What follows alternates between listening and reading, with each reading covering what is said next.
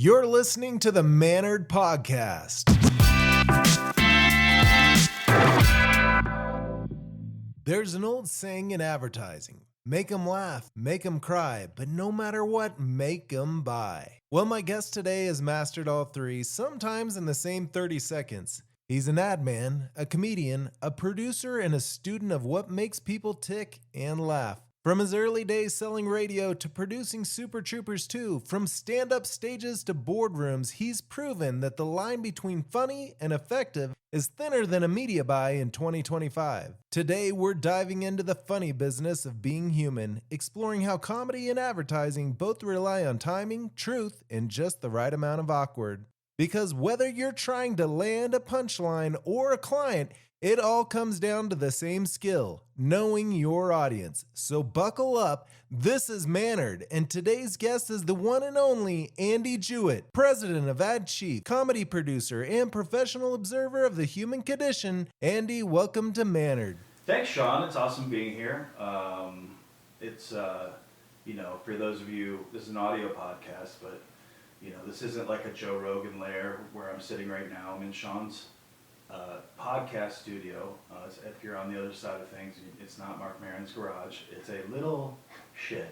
And there's lots of tools around us. There's lots of fertilizer and chemicals. Yeah. And some different plants growing, and that feels good. Yeah. I tucked the gasoline over in that corner, though, so the fumes shouldn't hit us. It smells fresh in here. I feel like we're going to put 30 pounds of mulch down and make a sea-level apartment complex look beautiful.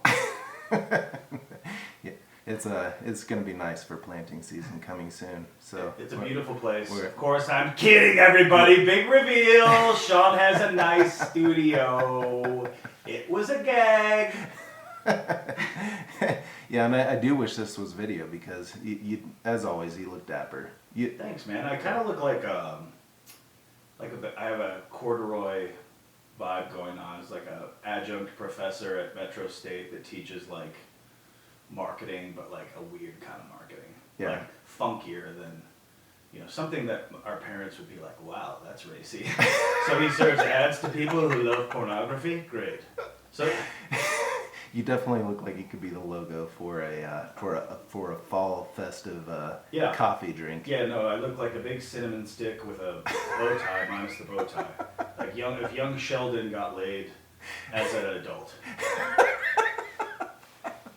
All right. Well, Andy, so you're here for a lot of reasons. One of my favorite reasons is because you've been a lifelong friend of mine.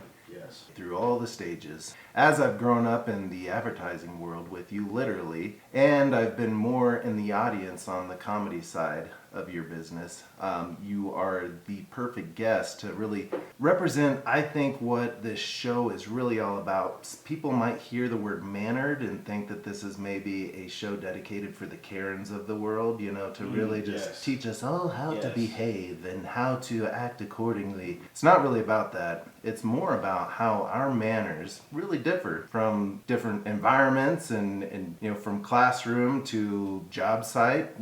There's a different manners at play on what kind of is acceptable. And I think not only as a comedian, you're an expert of audience, knowing the right audience, where it is, and how far you can maybe push the boundaries, because a lot of times, in my opinion, and you could totally disagree with me on this show, but in my opinion, comedy a lot of times is only funny if it's kind of pushing the envelope of manners within that environment. So I think you're going to be great in helping us kind of dive through some of those things, but then your mix of taking that into that business setting, I've seen it with my own eyes, and it's been amazing on how you can walk that line in the from the white-collar boardrooms to just, the back garages of muffler shops, wherever. We've been in some weird environments together, for sure, in terms of clients, spanning the most corporate, big, bougie, have-to-act sort of straight-laced to back rooms of places that other sales contemporaries probably wouldn't have taken a sales call. Absolutely. That's definitely true. And the communication style and the manners are different, for sure. You have to adapt. Absolutely. So with that in mind, I mean, I guess my first question is, you've built a career that sits right at that intersection, from selling ads to producing Super Troopers 2 to now running an ad agency that's built on creative and connection, and you're Mr. Out and About. I mean, Andy's the guy that you'll just bump into anywhere in Denver on any day, really at any time. But for people who don't know your story, how did all those worlds come together? Give us a little snapshot of how this man came to be. Well, of course, it reminds me of the tale of the Laotian ring-tailed lemur and his humble owner, Tung Lao. And everything we've all learned from that in the business world. Now, that was just like an intro of I think manners-wise, I think one thing we were just going to talk about, which made me think of that terrible riff, was just the people that start everything like that, they're the most important person in the world, and they have some anecdote or tale that's basically a meme or a fake Dalai Lama story that's selling you the truth about advertising, sales, spirituality, and life all at once. Absolutely. So anyway, we'll come back to Tung Lao and the Laotian ring-tailed lemur later.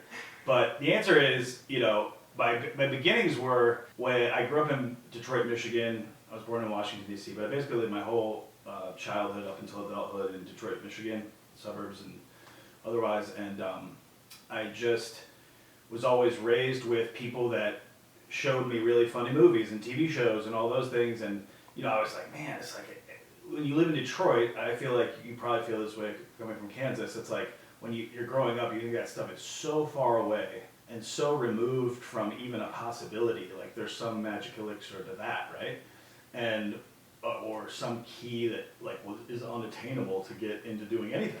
And with digital being the great equalizer, you can make podcasts, you can make shorts, you can make full films, and so anybody can kind of be creative. But the experience of hey, do I want to be in the entertainment business was always kind of there. I don't know what it is. I want to make movies for sure. I want to dramas, comedies, whatever, TV shows maybe. But when you get to be an adult.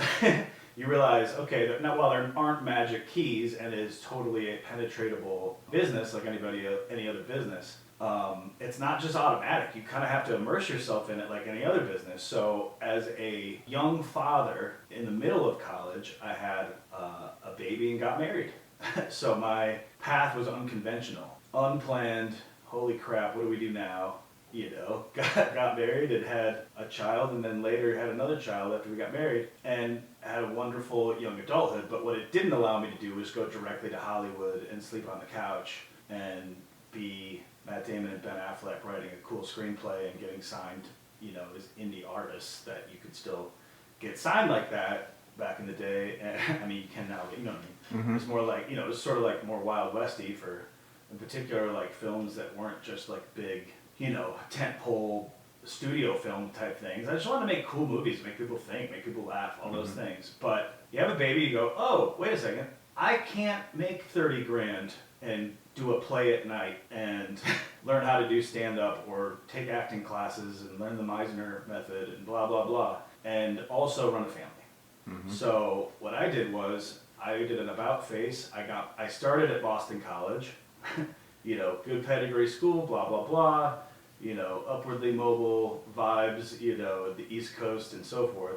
Then your life takes a turn and you're like, oh, now I'm doing a year at a community college in Seattle trying to figure out how to run a family. And then I'm graduating from the #1 advertising school, undergraduate in the country, Michigan State. But advertising is a different application of creativity by a lot, and by extension, so is sales. Mm-hmm. So you sort of adapt things that you think people find are entertaining or witty or demonstrate some level of critical thinking, or just by making a joke, they see that you have the acumen to bridge silliness and relate it to what their business problems are. Mm-hmm. And it takes a long time to really figure that out. Yeah. Some people are more natural than others. When we started together, we worked together when you were right out of college, mm-hmm. and in advertising together, and we've seen each other grow up in the business, like you said in the intro, and we've both gotten better at figuring out when to apply silliness or when to apply, personal anecdotes that might be a little racier or out of bounds of the decorum of a normal business meeting, Mm-hmm. or what people perceive as a normal business meeting. Yep. But I do think, like, over time, and I don't mean to get ahead, I do think that we've sort of flashed forward to, we've known each other for 20 years now. Yeah. That's Which crazy. is crazy. It is. But, you know, the arc of how to interact in a business setting or in an entertainment setting is pretty similar, to be honest, because the other thing people don't realize is, you know, there's this perception, really, and this is, for those of you who might be clenching up, this is an apolitical statement. Hollywood is a blue-collar town. There are a bunch of people making a bunch of money, but not as many as you think. There's, you know, the very obvious Brad Pitt, Jennifer Aniston people that make a ton of money, and, oh, you know, Will Smith's taking a dive, but he still has a lot of money, you know what I'm saying? And so people perceive that the studio heads and those movie stars is Hollywood. 90% of Hollywood is people on set doing a job. Mm-hmm. And so how you manner yourself on a movie set, TV show, big budget, small budget, whatever, there's a gaffer there that's like, we've been here for 14 hours. This is bullshit. I want to go home and feed my dog and drink a beer and hang out. Yeah. Yeah. And so, you know, and there's actors that treat it like that also, Mm-hmm. who don't seem to have a passion for it. They're just, it's like I'm not saying that's a rule, I'm just saying that the spectrum is other people who are just still in it, having a great time, regardless. So everybody's kind of vibe is different. It's everyone is sort of like trying to be good at their craft in the entertainment business, but also carrying a certain level of business because it's not playtime. Yep. Because there's money and schedules and logistics at stake all the time. Mm-hmm. Producing anything is like thinking of everything from what people are eating to when they arrive to art, wardrobe, lights, gear, crew, relationships between director, writer, script supervisor, whatever the components are of however big your production is. And so you sort of have to know what each of those people are thinking, just like you're sizing up a client in advertising. So there's a lot of overlap, but also I think I'm definitely like got into the entertainment pure game a little bit later in my career because of the logistics of having children young and really just trying to figure out how to run a family first. Yeah.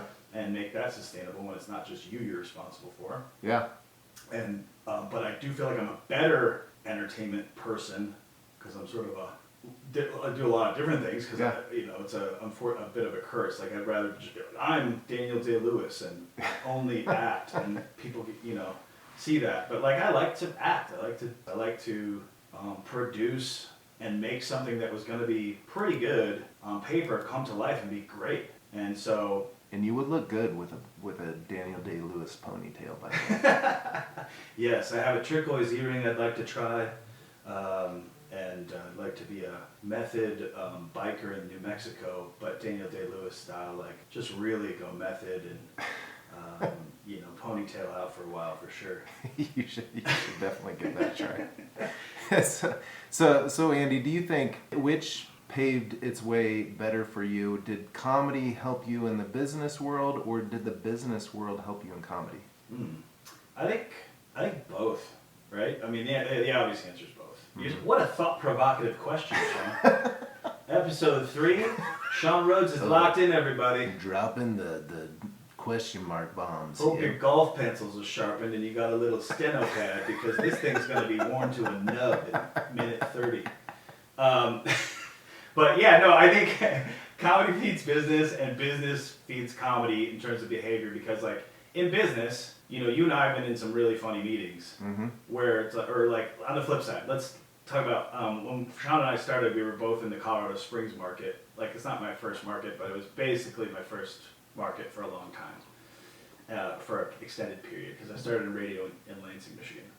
But when I moved to Colorado, we had a lot of like pretty straight. It's a pretty military town. It's evangelical Christian town. There's a certain chunk of folks that really want a no nonsense, show up in a suit and tie, and almost militaristic or super corporate or mix thereof. Absolutely. Of a meeting, right? Yep. And then you know certainly there were plenty of funny meetings in the Springs also, right?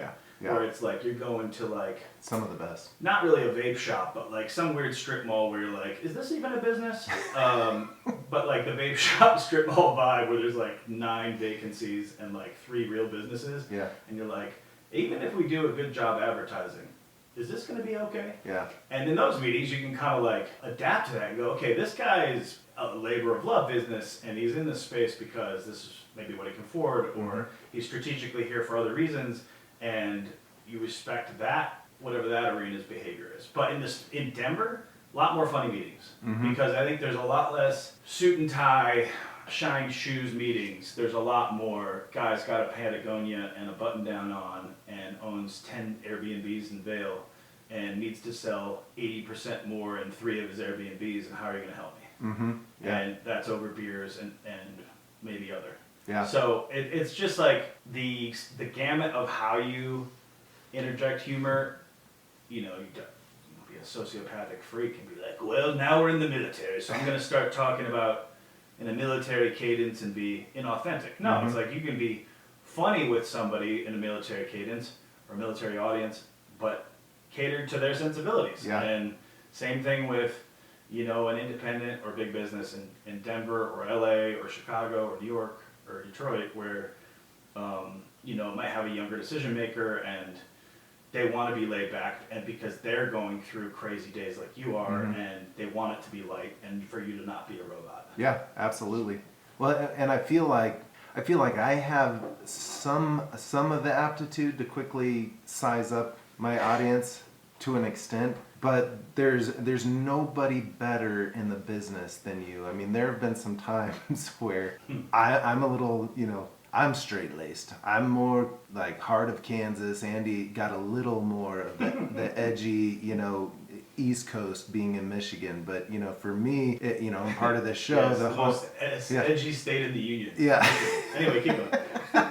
We all know what you mean. But, you know, it's like one of my favorite memories from you. And then I'm going to ask how you do this, how you size this up. But one of my favorite stories is, I can't even remember the business we were meeting with, but we were in a big boardroom with suits, just you sitting in each seat, very like stern looks on their face. No one was having fun. No one was talking. It was very like you could just feel a little bit of this negative energy, and I'm going with it because that's what we do. We kind of like know that we're gonna peel back this onion, and we've dealt with all different types of people, but. Andy slams his hands down on the table and everyone just kind of jolts to attention, and Andy goes, all right, let's get down to brass tacks. Hardcore pornography. Thoughts? Oh man, I do remember that. And it's the second time we mentioned pornography, so now it feels like, like that's a theme, which is bad. It's just, you know, folks, when you're talking to people, sometimes you go blue because it's easy. So sorry about that earlier. But yeah, I did, because I do remember that meeting. I don't remember what it was about. I don't really either, but I remember it went well. I remember we got the business. So. Yeah. Well, what it was the rest of that scene setting is we're all around this table and everybody's sort of tense, but also like because there's a high level of expectation and stress probably in their business, probably looking to us for some solutions that they can't figure out. We all have our own worries.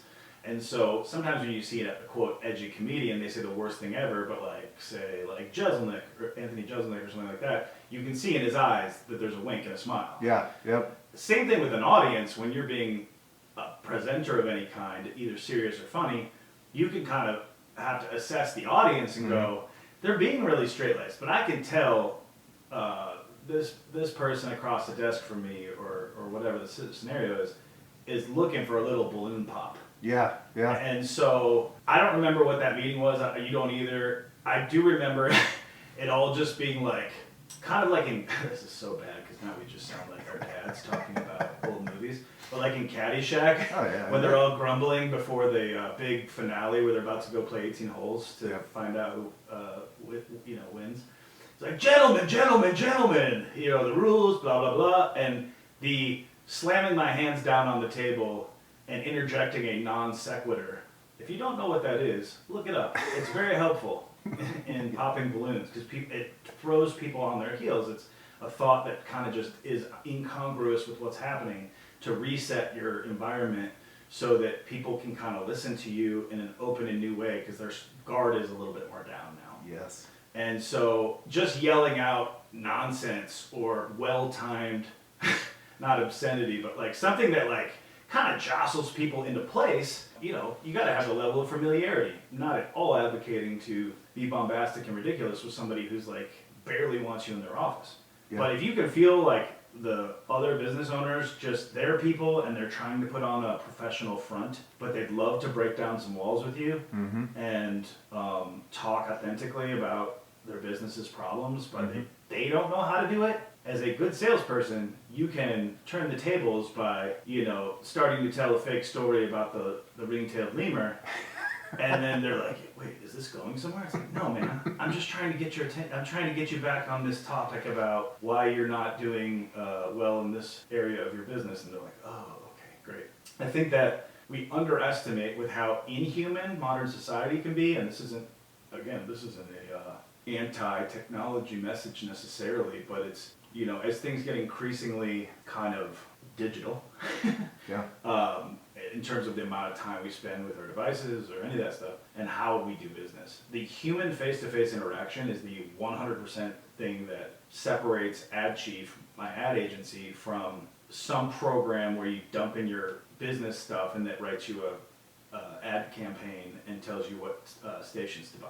Because all that's coming, and it also exists right now. Yeah. But it's also terrible. Yeah. And even if later it gets systematized and good, and the amalgamation of information makes the algorithm so good that it kind of knows generally what you need, still sitting across from Sean Rhoads or Andy Juett or any of the great salespeople we've encountered in our times, that's what gets people off. Like, I mean, they want an advocate in their corner, not a app that was made by another app.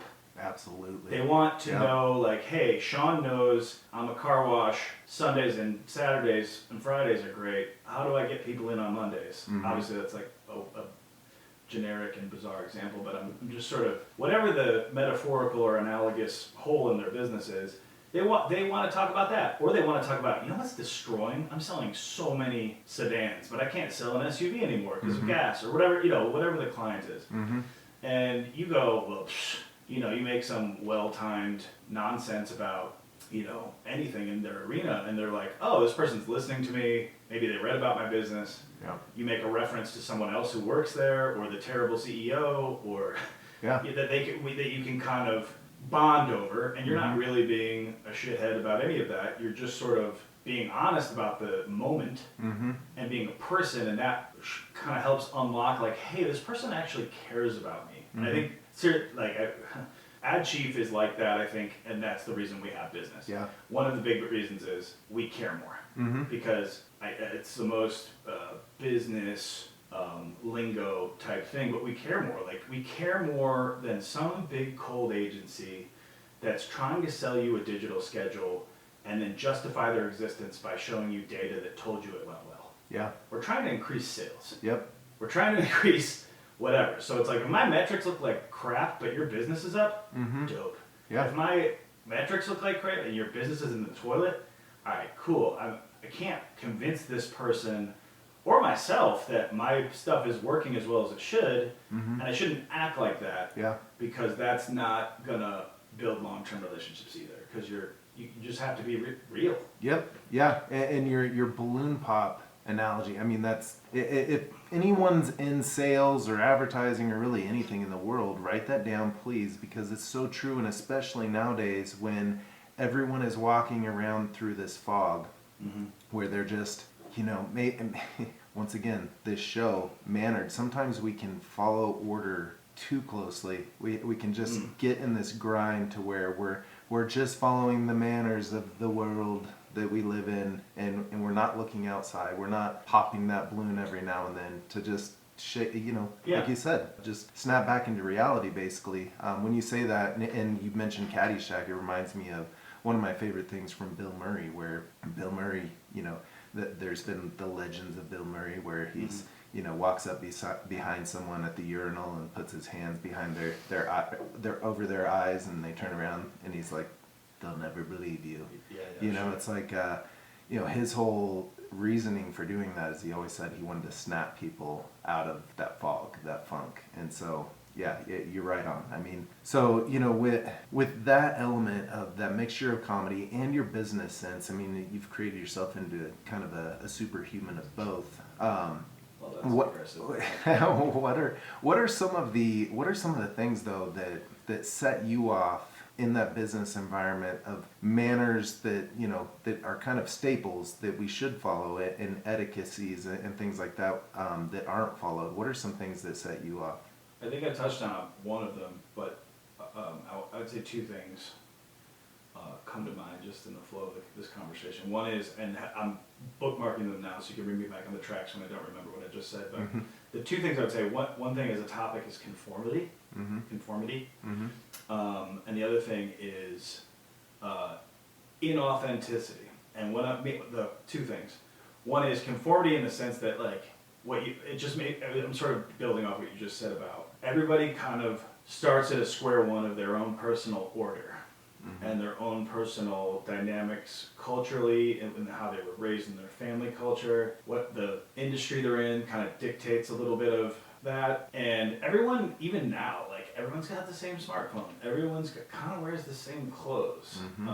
Everyone lives in the same cool looking but not super character-y apartment complex. There's a lot of amenities and they're all the same. Yeah.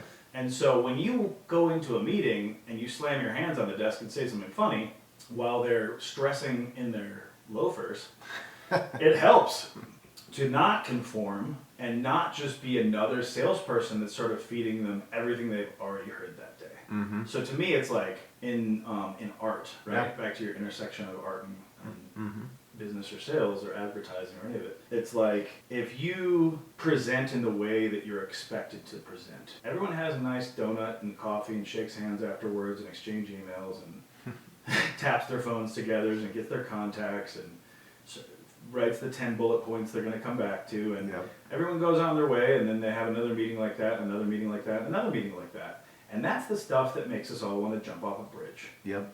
Because there's no deviation from the straight line, the linear, the conformity of what is expected in business, advertising, or entertainment for that matter. Like in an entertainment setting, it's like this whole like, is AI going to take over writing and directing and making films? Which is like, yeah, maybe kind of. And a lot of it will look nice or like slop or whatever the rainbow is of spectrum on it. But like good or bad, it's not the thing that, to me, like where people are like, there's nothing originally these days, or every Netflix movie is the same, or whatever. I'm not saying that. I love Netflix, LLC. Ted Sarandos. Thanks, Ted. I mean, I'm joking, obviously. But I don't have any issue one way or another with him. I was just trying to kiss up, because I know Ted's listening to Mandy. You better be listening, Ted. I'm ready for a 9-show deal, Ted. Andy's ready. Put him in Frankenstein too. Yeah, okay? I want to be Jacob Elordi's little coati that budded off of his shoulder and became another Frankenstein. Guillermo del Toro is going to make a asexually reproduced human off a dead body movie. Okay, good example, right? Yeah. It's like we're just being goofy. Like no one's a human anymore. Like that's a little bit aggressive, but like people need to have fun and riff on those things and improvise and use their imagination, because we're all expected to be in this gray Kohl's rugby shirt of society. Yeah. It's like, hey, cool slacks, cool Nissan Maxima, we're all the same. It's like, well, I just walked into this meeting with a baseball hat, and I vaguely blazed or... And I'm not, but you can tell maybe that I do after work. I'm not advocating for any of these behaviors. I'm just telling you, be yourself. The more of you that's in your art and entertainment, that's the only thing that separates you. Yeah. Everything else is a freaking algorithm now. That's why you get Smurfs 9 still Smurfing. Okay? La, la, la, la, Papa Smurf. Enter Papa Smurf. Uh-oh, he dropped his coffee again. But like the more of you put into your business and the less you conform, like be a freaking person. Don't walk in with flip-flops and your gut hanging out and, unshowered, or, Sean was talking about some of the meetings we've been on, or with other team members who are drunk and kind of ruining your sales meeting or your presentation because they're self-centered and being an ass. No names mentioned. Anyway,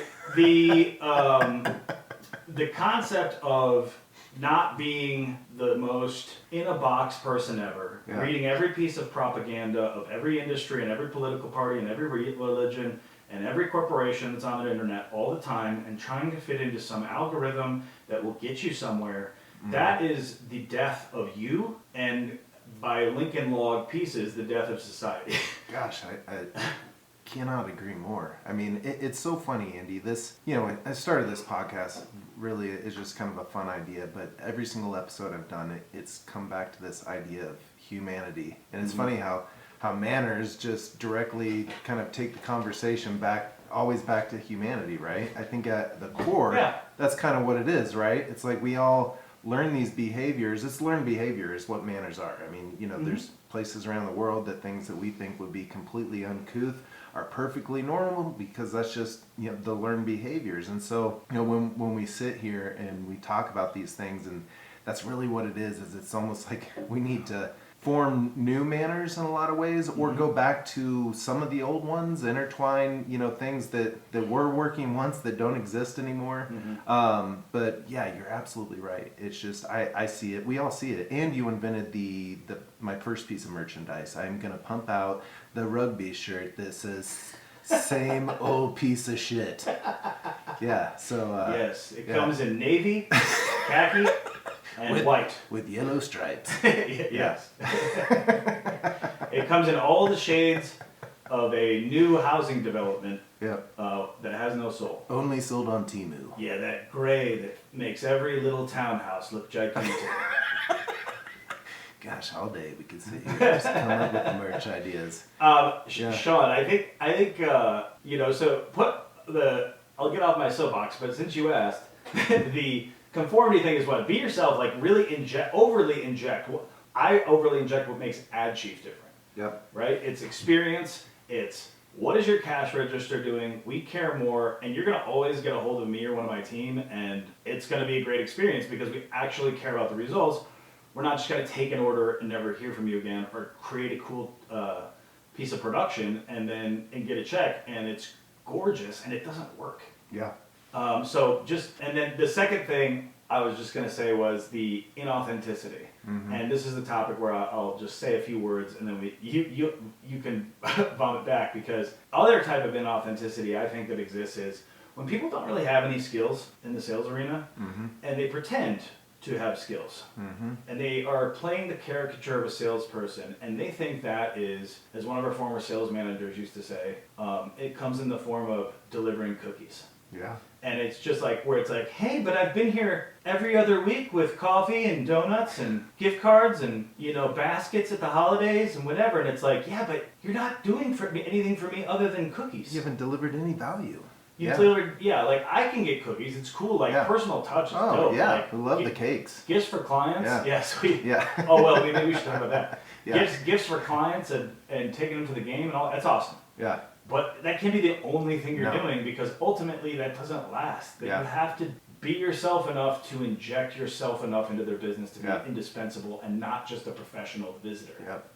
Get your foot in the door, whether that's, as Andy says, popping the balloon, or deliver that cookie, deliver that cake, but it can't be 30 times in sitting on a pending list and wondering why it's not closing. That same type of seller also has 1 or 2 events a year at their house that makes them appear to be popular or trustworthy or in some level connected to the community, and it's like, everyone always comes to my red velvet cake party.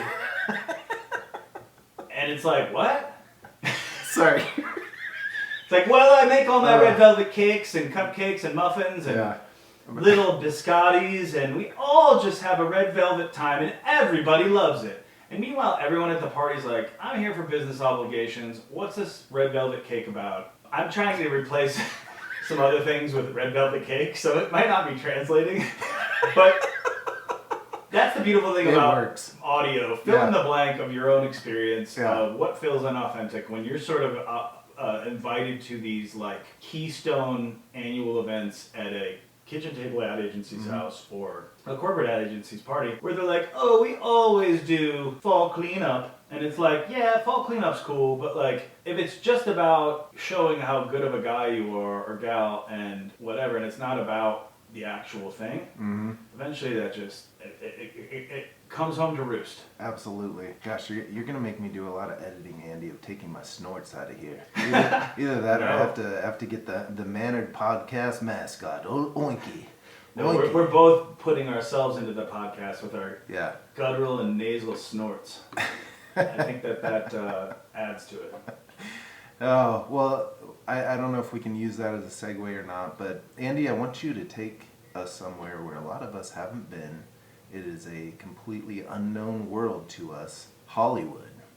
Okay? And I ask you to take us there because, once again, manners, a lot of the things that we do that create awkward moments and issues a lot of times is because we don't know the right thing to do in areas that we haven't explored before. Like the first time I went to a 5-star, restaurant and sat down and I had no clue which fork to eat with and things like that. So I think a lot of us would like to know Hollywood. Like there's a lot of things I think that are in our mind, our perceived idea of what it's like, but in that world of manners and how you operate in that town, I mean, take us there a little bit and how either similar or different that is from the business world, from Colorado Springs, Denver, all the rest. I think one of the things that makes it really special, because you go there and then from a physical standpoint, if you're not from there, whether, maybe New York or maybe Chicago or Dallas or something, like you can be like, oh, and you live downtown, like, oh, this is a hustle and bustle that I'm somewhat familiar with and I can sort of translate. Maybe it's a little bigger,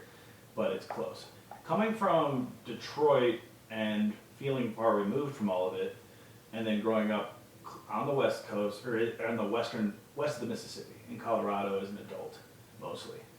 And then living in LA, it's like you're going on the spectrum from the East, serious, maybe a little angrier, maybe a little more traditional, to you get to the middle of the country, and there's still a lot of that, and in South and so forth, it's like traditional, but west of the Mississippi, I mean, in Denver, I think there's, like we said, there's more cowboy hats and less suits, there's more North Face fleeces at the meetings than buttoned up, $2,000 suits for, out east or whatever. Yeah. Long story long, when you get to LA or Hollywood, LA is just a freaking ocean, and you're like, dear God.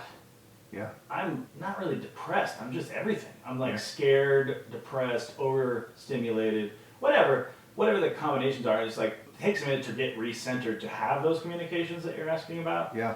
Because like the range of communication there is vapid and terrible to creative geniuses all working in unison making something that nowhere else on the planet is getting made. Wow.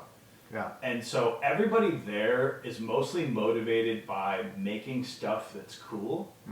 The people that are worth working with are that. Yeah. And there's no bigger concentration in the world of people like that than that are there. And so it's the business part of it, like I worked at Dakota Pictures for a while, co-producing this show called Hidden America with Jonah Ray that is now back on YouTube, by the way, for everyone to see, both seasons. It's on 800-Pound Gorilla Media's YouTube page. Please check that out. It's a great show. It's like a Bourdain-style travel show, except it's a parody. It's all beautiful food and places and people, except all the information is bullshit. It's like a Weird Al-ization of, this is about Seattle, and then it's just a fake narrative about Seattle, even though you're at Pike's Place Market. It's like, this seaman lived here. His maritime antics made the market, and it's another trip.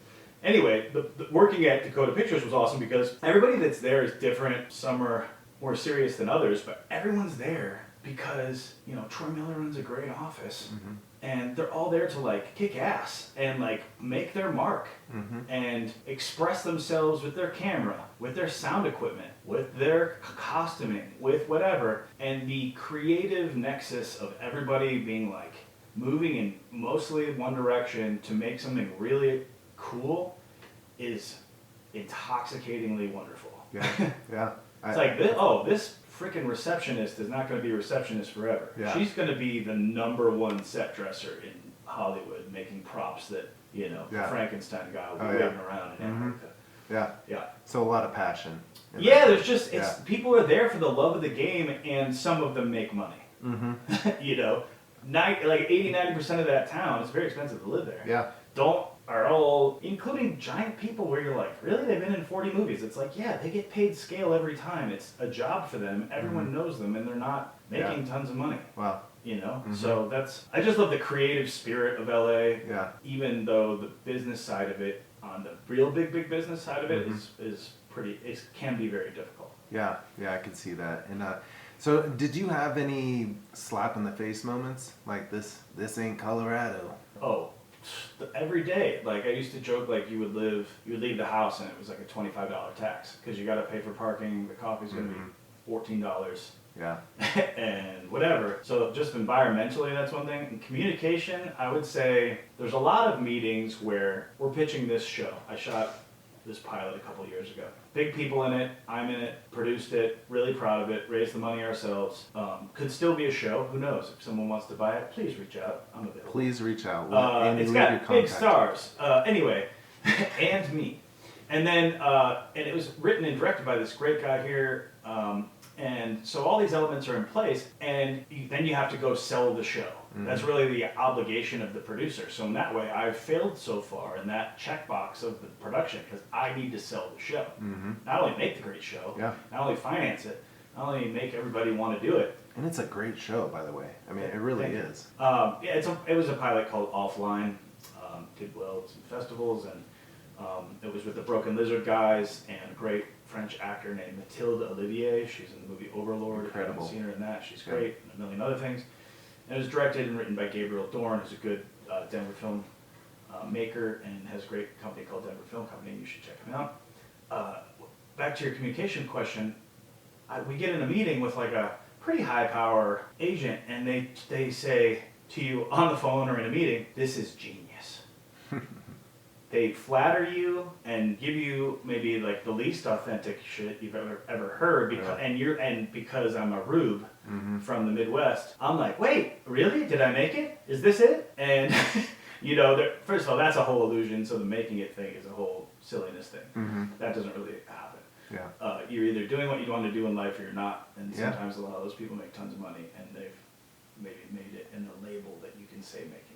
This guy, agent, I'm like, oh, agent manager. It's like, oh, are they going to represent? Yeah, we're going to watch it with the rest of our team, and we'll get back to you. And I'm like, so you think it's genius? You think so much that you're going to schedule 10 people in the boardroom that I've been in to sit and watch it. That's what this guy told us, right? And then crickets for 2 months. So it's genius. You all got together, haven't heard from you. So you reach back out, and then they're like, yeah, it's just not going to work out on our slate this year. And it's like, okay, but like no other feedback? And sometimes they do have feedback, and sometimes they don't. But then you're sort of second guessing, is this person just being polite and courteous and using their manners, and they hate it, and they want to keep the relationship with you because you might be on Saturday Night Live or writing a show in 10 years that they could get hired on. It's a weird business. Like, it's really hard to decipher. Moving back from LA to Denver, from a quality of life standpoint, from a mental health standpoint, was better for me because I didn't question if I was crazy as much. You know, I wasn't like, was that a real meeting? Was this a success, or was this blowing smoke? I could absolutely see that. Yeah. And that really, gosh, you hit on kind of a big topic, too big for today, but you know, sometimes with manners, there really is not a perfect option, because you can be polite on the front end, tell everyone what they want to hear, and then ghost them forever, and then that's the rudest and worst thing that you can do ever. It's the build worst. false hope. You know, so it's like I've always battled with that. It's like, do I crumble someone's cookie now, or do I make them think that it's a wonderful thing and then have to tell them, and then dodge them forever? So I've battled with that personally. Environmentally, the most obvious example I can think of there that is business, but sort of you can translate into Main Street business or advertising, is you go to a meeting, you're trying to get representation. They flatter you, they tell you they think you're great, and they don't have you sign anything, but they basically convince you that they're your agent or manager now with no contract. And that's called hip pocketing.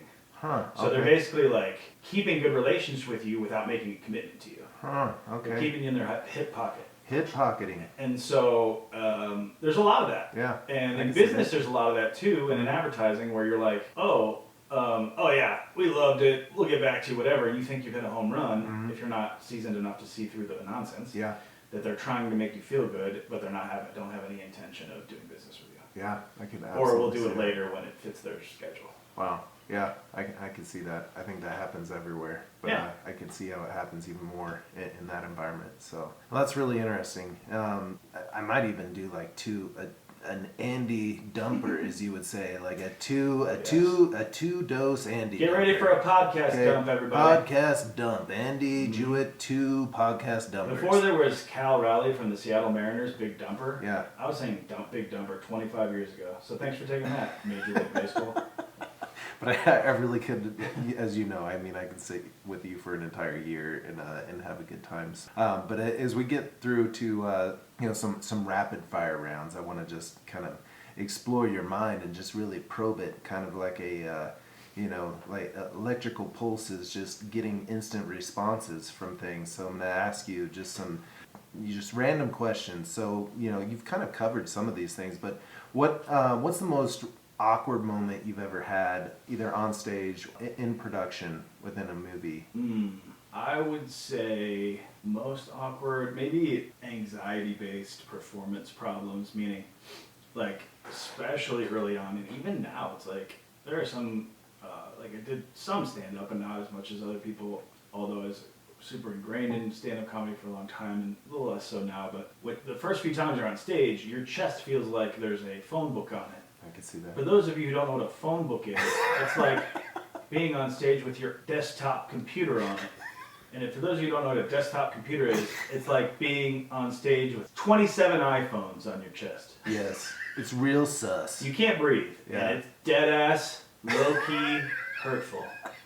You panic. You can't breathe. Yeah. So I'd say just like less than one incident per se, or most awkward moment. I think just the realization that when you're up there, it's like, oh, this isn't just giving a speech, even in advertising. Like you and I did that for a long time. Oh, yeah. Then I started doing entertainment stuff more in earnest, and I feel like we didn't master business per se, but like we had thousands of hours of experience being in front of audiences big or small. Yeah. And that presentation is a different level, different type of anxiety than going on stage or being in an audition where there's 4 people who look completely uninterested. Yeah. And if you get to be one of the Sonic dudes, you're going to be eating cheeseburgers in a car making $1 million for 10 years. Yeah, that got me into the business. Literally. Yeah. Yep.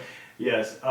That anxiety, I think, creates the most awkward because I don't struggle with the mythos of Bill Murray, but there's a lot made of it. Yeah. But also, one thing I do actually think of that's from him, because not everybody's, a lot of people have said this, but like you perform better when you're relaxed. That's his whole thing's like, what's your key to whatever? In all these interviews, he's always like, wow, do better when you're chilled out, having a good time. Yeah. So I'm proud of myself for taking leaps into places where it feels like there's a piece of furniture on my chest, but also I like blasting through that and then being able to have manners or confidence or comportment by learning how to handle those types of challenges. Yeah, absolutely. Who would you like to give credit for giving you the most valuable manners you believe you have that you've carried through life? My parents, without question. Yeah. My mom and dad, definitely around the more traditional, strict, straight-laced side of manners and whatever. And there are times when you're growing up where you're like, why are they doing this? Yeah. A lot of times, a lot of anxiety of just treat me like I have a brain too. Like I know that I didn't chew with my mouth closed during this. I was being funny or whatever it is. And I appreciate it because all the courtesy and how to act that they taught me, I absolutely am not in an old man get off my lawn mode now. But you do look at how things are now and you see a different level of courtesy, in some frames disdain of courtesy, or a belief that if you have any level of decorum, you've caved or sold out, or you're hanging on to relics of how to act. And I really appreciate when people do both. It's like, great, this person was respectful, showed up on time, presented well, gave me tons of great information, but also was charming, told me about their family, told me what they were really pissed off about or stressing about that day, and then we could have a real interaction. Because I was like, oh yeah, me too. Yep. You know, so I have that too, and here's my relatable piece of fabric that stitches our communication together to make a little bit better interaction moving forward. Well, and I would agree with you. I love your parents, by the way. Wonderful people. Wonderful. They're the best. Yeah. I love my mom and dad. Love you, mom and dad. I don't know if they'll ever listen to this, but if they do, hey, they should. Awesome. They really should. My parents definitely know manners. They knocked it into me. They imbued it, and they expect it. And same with, like, I went to all boys Catholic school. It's like there's a certain way of act, or certain things I've kept and shed from all of those things, but the foundation of being respectful and acting like a person that is aware of other people's needs, desires, and it's basically empathy. Yeah. It's really what courtesy is.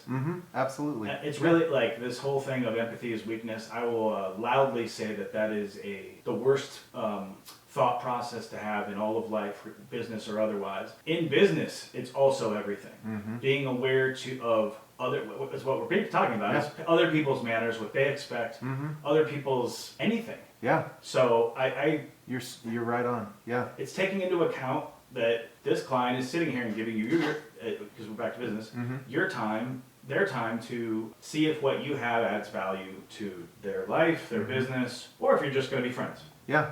And just being friends is great sometimes. Yeah. I think that's a lot of times is I think people with true manners recognize the manners in others and have that empathy for their manners over their own. If I came in here and was 2 hours late, and I know you have a call at noon, for example, and I came in half an hour before your call, hey, can we squeeze this in? And I big time you about my time or whatever, you'd be like, why is Andy being such an asshole? And I didn't do that, so I was early. We had a little meal before this. A breakfast sandwich I made Andy that's officially now called the Breakfast Andy Witch. Shout out to Jenny Rhoads making an incredible loaf of bread. And shout out to Sean Rhoads, who's made me many breakfasts and lunches and weird dinners over the years. Both peasant style and fancy. Yeah. The peasant style is my go-to. The peasant style is way more exciting because nobody does more with a tortilla, beans, and some ground beef than Sean Rhoads. Maybe some fresh harvested quail from western Kansas. Now he's getting fancy. That's when you go back home for Thanksgiving. Yeah. That's the type of thing you get. Yeah, absolutely. That's so good. All right. Well, Andy, so we're reaching the hour mark here, which is a great thing. Let's end with I want to know, what would your personal ad slogan be? Oh, that is a great thought. My personal ad slogan? Yeah, just really putting you on the spot with this one, ad man. I would say my personal slogan, an ad slogan, I would say, I beat this drum a little bit. It's not the sexy answer you want, but I care more. I would believe it. I vouch for that. I care more. Yeah. I sometimes am annoying. I sometimes am overbearing. I'm sometimes too much for people. Or certain scenarios, you fall on your face because you care so much that you go around the bend and do things that don't contribute to the goal you're trying to make because you're trying too hard. They believe that children today call it cringe. Yeah. But also, trying hard is not a crime. And there's plenty of people that sit on the couch or don't ever do anything that criticize on the internet or criticize in person, and that's all they ever do. Yeah. And that's, to me, more the conformity thing than anything now, where everyone has to have their take, and I certainly do too. I mostly just do sports takes at this point because the internet's a nightmare. But the social media landscape, it's great for advertisers, but wow, a lot of negative energy sometimes. Oh yeah. And so I'd say I care more because it's like I don't really want to take an order from you and then never see you again. Yeah. If that happens, it's usually because that's what the client's chosen to do. Yeah. It's never because I haven't called, followed up, given a shit, known what they're up to, what their family's like, and had some idea how they got to their position and what their goals are with their business. Yeah.